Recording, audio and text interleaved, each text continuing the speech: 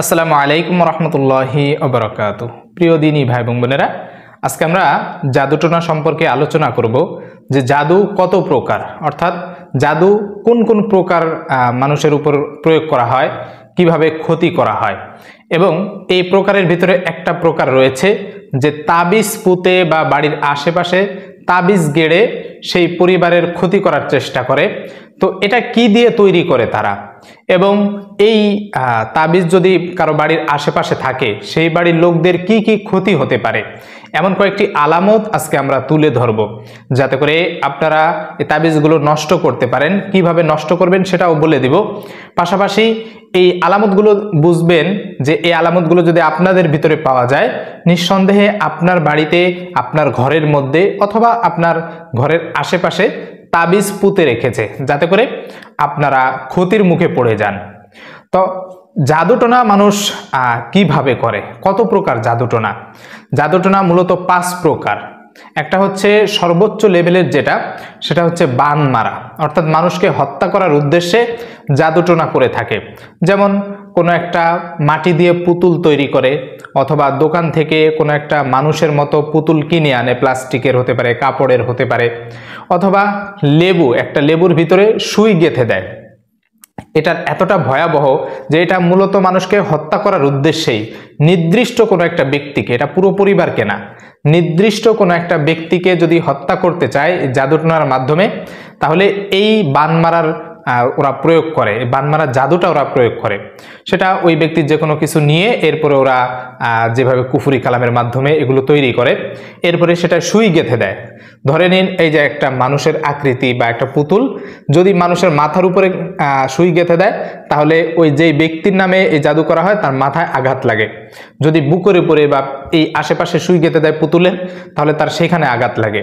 যদি শরীরের যে কোনো জায়গায় যদি সুই পুঁতে দেয়, আমরা দেখেছি অনেক এমন বিভিন্ন সময় যে এই পুতুলগুলো সারা শরীরে সুই বিন্ধানো বা পিন, ছোট ছোট যে আলপিন বলে, এই পিনগুলো বিঁধে রাখে। আর এই কারণেই ওই ব্যক্তি বেশি দিন বাঁচে না, খুব দ্রুত তার শরীর পচন ধরে যায় এবং মারা যায়। এটা হচ্ছে জাদুর যে সর্বোচ্চ লেভেলে যেটা বান মারা বলে, বানটোনা বলে সেটা।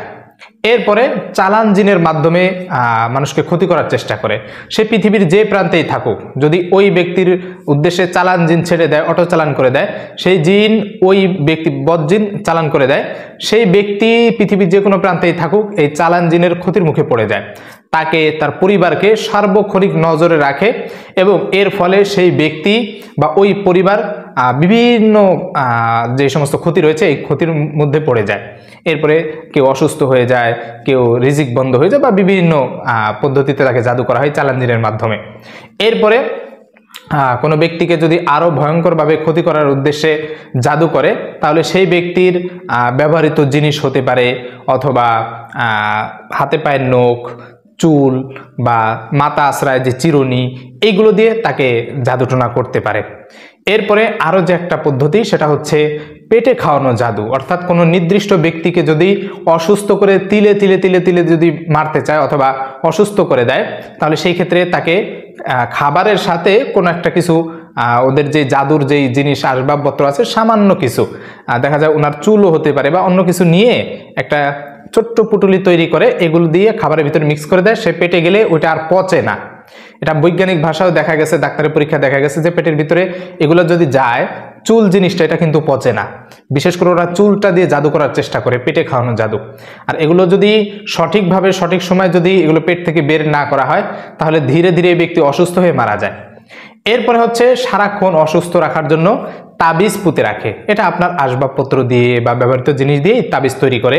এরপরে শ্মশানের মাটি, কবরের মাটি, এগুলো দিয়ে সিঁদুর ইত্যাদি জিনিস দিয়ে ওরা তাবিজ তৈরি করে কুফরি বাক্য পড়ে, এরপরে এটা ওই যে ব্যক্তিকে ক্ষতি করার চেষ্টা করে ওই ব্যক্তির বাড়িতে অথবা বাড়ির আশেপাশে গেড়ে রাখে। তো এই 5 প্রকার জাদু রয়েছে যেভাবে ওরা করতে থাকে। তো যত প্রকারই হোক না কেন জাদু, সবগুলোরই যে চিকিৎসা সেটা আল্লাহ তাআলা কোরআনে পাকের মধ্যে জানিয়ে দিয়েছেন। নিয়মিত যদি আপনি নামাজি হন এবং সকাল সন্ধ্যা যদি আপনার আমল ঠিক থাকে, বিশেষ করে মঞ্জিলের আমল বা 33-এর আমল, এইটা যদি আপনার ঠিক থাকে, তাহলে দেখবেন যে আপনাকে দুনিয়ার এমন কোনো শক্তি নাই যে জাদুটোনায় আক্রান্ত করবে।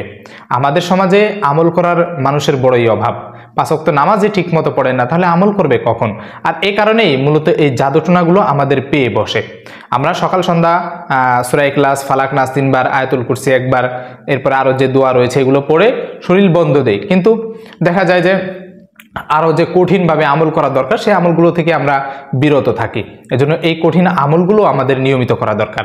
তো চলুন আমরা জেনে নেই যে আসলে আজকের আমার যে জাদুর মূল যে পয়েন্টটা, যে বাড়িতে যদি আপনার তাবিজ পোতা থাকে গেড়ে রাখে ক্ষতির উদ্দেশ্যে, তাহলে কোন কোন আলামত দেখলে বুঝবেন যে আপনার বাড়িতেও তাবিজ পুঁতে রেখেছে আপনার প্রতিবেশী হতে পারে, আপনার আত্মীয় স্বজন হতে পারে, আপনার ব্যবসায়িক পার্টনার হতে পারে, বা যে কেউ হোক, আপনার রক্তের সম্পর্ক হোক বা রক্তের বাইরের সম্পর্ক হোক, ক্ষতির উদ্দেশ্যে আপনাকে তাবিজ করতে পারে। আর এগুলো এখন বর্তমানে সারা বাংলাদেশে এত পরিমাণ ছড়িয়েছে, ব্যাপক পরিমাণে ছড়িয়েছে, যে ভণ্ড প্রতারক কবিরাজ যেগুলো আছে এরা এই ধরনের তাবিজ দিয়ে মানুষকে ক্ষতি করার চেষ্টা করে টাকার বিনিময়ে।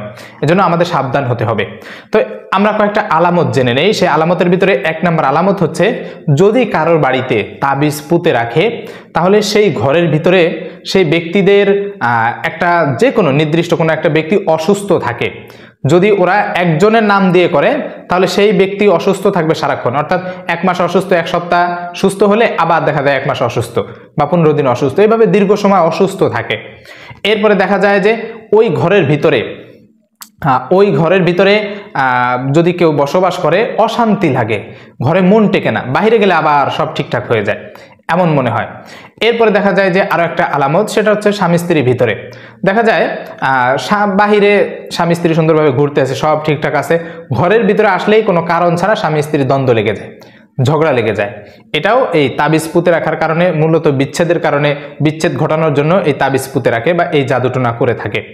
এরপরে ওই ঘরে যে ছোট ছোট বাচ্চারা রয়েছে, অধিক পরিমাণে বাচ্চাদেরকেও ক্ষতি করার উদ্দেশ্যে অধিক পরিমাণে বাচ্চারা কান্না করে, এই তাবিজগুলো ওরা পুঁতে রাখে, যে যদি পরিবারের সবার নাম দিয়ে রাখে সেক্ষেত্রে বাচ্চাটাও পড়ে যায়।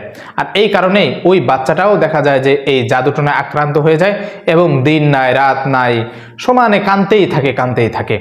এজন্য এই ক্ষতি থেকে যদি আমাদের বাঁচতে হয় তার জন্য আমাদের গুরুত্বপূর্ণ কয়েকটি আমল রয়েছে। আগে আপনার এই তাবিজগুলো নষ্ট করতে হবে, আপনার বাড়িটা বন্ধ দিতে হবে। বাড়িটা ভালো করে সঠিকভাবে বন্ধ দিবেন। শুধু বাড়ি বন্ধ দিলেই হবে না, ঘরের ভিতর নামাজ কায়েম করতে হবে, ঘরের ভিতরে অশ্লীলতা দূর করতে হবে, টিভি সিনেমা এগুলো ইত্যাদি এগুলো বন্ধ করে দিতে হবে, কোরআন তেলাওয়াত জারি রাখতে হবে। এগুলো যদি জারি না রাখেন, অশ্লীলতা থাকে, তাহলে বাড়ি বন্ধ দিয়েও লাভ নেই, এগুলো নষ্ট হয়ে যাবে, বাড়ি বন্ধ নষ্ট হয়ে যায়। এজন্য আপনার এই জাদুটোনাগুলো নষ্ট করতে হলে যেই করণীয় কয়েকটা রয়েছে, 8টা কোরআনের বড় বড় সূরা রয়েছে, এই সূরাগুলো আপনার তেলাওয়াত করে এরপরে পানিটা প্রস্তুত করতে হবে। ভালোভাবে বুঝেন কিভাবে আপনি এই তাবিজগুলো নষ্ট করবেন। আর একটা বিষয় মনে রাখবেন যে আমরা দেখি আমাদের কাছে অনেকে অভিযোগ করে যে হুজুর তাবিজ উঠিয়ে ফেলেছি, এরপরেও দেখা যায় যে আমাদের এই অশান্তি দূর হয় না। কেন দূর হয় না? কারণ কি, যে আমরা তো সঠিকভাবে তাবিজটা উঠাতে পারি নাই। যে আমরা কোনো ফকির কবিরাজ নিয়ে আসি, এরপরে সে বলে যে আপনার বাড়ির অমুক জায়গায় তাবিজ আছে, এটা উঠাতে হবে। আর এখানেই মূলত ওদের একটা থাকে, মানুষকে ধোকা দেওয়ার যে একটা প্রতারণা আশ্রয়, এই আশ্রয়টা ওরা নিয়ে থাকে। এরা বলে যে এইখানে তাবিজ আছে, আপনি মাটি খোঁড়েন, মাটি খুঁড়ে দেখে পায় না, এরপরে এরা হাতের এইভাবে একটা চিপার ভিতরে এইভাবে একটা তাবিজ রাখে বা এইভাবে রাখার পরে বলেন যে সরে যান, আমি উঠাই, হাত দিয়ে মাটি একটু এই খুঁড়ে দেখে যে দেখেন তাবিজ, এইভাবে দেখায়। মূলত তাবিজ কোথায় আছে বাড়ির আশেপাশে এটা কেউ বলতে পারে না। তো যদি পানি, এই রুকিয়া করা পানি দিয়ে যদি বাড়ির ঘরে অথবা ঘরের বাহিরে যদি করা হয়, পানি ছিটিয়ে দেওয়া হয়, তাহলে দাফন করা তাবিজ ওই বাড়ির নষ্ট হয়ে যায়। আর বাড়িটা বন্ধ দিলে এরপরেও নষ্ট হয়ে যায়। তাহলে আপনি এই তাবিজটা নষ্ট করবেন কিভাবে? ভালো করে খেয়াল করবেন যে আপনার 8টা সূরা তেলাওয়াত করে পানিটা প্রস্তুত করতে হবে, শুদ্ধভাবে সুন্দরভাবে টান গুন্না মদ সহ আপনি কোরআন তেলাওয়াত করবেন। আপনি পানি রাখবেন, এরপরে আপনি সূরা বাকারা পড়বেন সম্পূর্ণ। সূরা বাকারা হচ্ছে 48 পৃষ্ঠা বা 2.5 পারার মতো। সূরা বাকারা সম্পূর্ণ পড়বেন, এরপরে সূরা ইয়াসিন পড়বেন, এরপরে সূরা সফফাত পড়বেন, সূরা দুখান পড়বেন, সূরা জিন পড়বেন, এরপরে যে সূরা মুজাম্মিল পড়বেন, এরপরে সূরা ফালাক এবং সূরা নাস। এই যে 8টা সূরা, এই 8টা সূরার পাশাপাশি আপনি মুনজিল বা 33 আয়াত যেটাকে বলে, এই 33 আয়াত পড়ে এই পানিটা প্রস্তুত করবেন। এরপরে এই পানিটা দিয়েই আপনি বাড়ির ঘরের ভিতরে, ঘরের বাইরে ছিটাবেন। এরপরে ওই ঘরে ছিটানোর পরে আপনি আজান দিয়ে দিবেন। ছিটানোর পরে আজান দিয়ে দিবেন ঘরের ভিতরে। আশা করা যায় যে ঘরের ভিতরে বা ঘরের বাইরে এই ধরনের যেই তাবিজ রয়েছে বা তাবিজের রিয়াকশন বা জাদু রয়েছে ওগুলো নষ্ট হয়ে যাবে। ওই পানিটা থেকে বাড়ির যারা সদস্য রয়েছে তারা ওই পানি খাবে এবং গোসল করবে। এটা নিয়মিত 7 দিন কন্টিনিউ চলতে থাকবে। এইভাবে যদি কেউ এই পানিটা প্রস্তুত করে গোসল করে খায় এবং এই আমলের মাধ্যমে পুরো বাড়িতে একটা বেষ্টনী তৈরি হয়ে যায়, অর্থাৎ যারা জাদুটোনা করে কুফুরি করে এই জাদুটোনা বা কুফুরি থেকে আল্লাহ তাআলা তাদেরকে হেফাজত করেন। এজন্য আমাদের উচিত হবে যে এই আমলটা করার পরে, বাড়ি বন্ধ দেওয়ার পরে, এরপরে এটা মূলত বাড়ি বন্ধ নয়, এটা হচ্ছে জাদুগুলো নষ্ট করা। তো এরপরে এই বাড়ি একটা বেষ্টনীর ভিতর চলে আসে, এই সদস্যরা এর মুক্তি পাওয়ার পরে তাদের করণীয় হচ্ছে নামাজটা ঠিক রাখা, প্রতিদিন নিয়মিত আমল করা। তা না হলে একবার যখন শত্রুর চোখে পড়ে যায় সে যে কোনো ব্যক্তি, তখন সে বারবার চেষ্টা করে, যে দেখে যে সে সুস্থ হয়ে গেছে, আবার ভালো হয়ে গেছে, আবার তান্ত্রিকের কাছে যাবে, আবার এই ব্যক্তিকে জাদু করবে, এটাই স্বাভাবিক। আর অটো চালান দিয়ে রাখে যে জিন, আপনি সুস্থ হয়ে গেলে আমলের দুর্বলতা থাকলে আবার আপনাকে দেখা যায় যে জাদুটোনা করবে। দেখা যায় আপনি কোনো একজন ভালো মুদাব্বির বা রাকির কাছ থেকে চিকিৎসা গ্রহণ করেছেন, কিছুদিনের জন্য সুস্থ হয়েছেন, আমলটা ছেড়ে দিয়েছেন, আবার আপনাকে আক্রমণ করবে, এটাই স্বাভাবিক। কারণ চালান জিনকে বন্দি করা যায় না, সেটা হচ্ছে আপনার আমলের কারণে সে দূরে সরে যায়, কিন্তু আমল বন্ধ হলে সে আবার এসে ধরবে, এটাই স্বাভাবিক। এজন্য আমলটা জারি রাখতে হবে। আমলটা যদি আমাদের জারি থাকে তাহলে সেই ক্ষেত্রে দুনিয়ার এমন কোনো অপশক্তি নাই যে আমাকে আপনাকে ক্ষতি করবে। আল্লাহ তাআলা আমাদের সকলকে এই ধরনের ভয়ঙ্কর জাদুটোনা থেকে হেফাজত করুন। আমিন ওয়া আখিরু দাওয়ানা আনিল হামদুলিল্লাহি রাব্বিল আলামিন। আসসালামু আলাইকুম ওয়া রাহমাতুল্লাহি ওয়া বারাকাতুহু।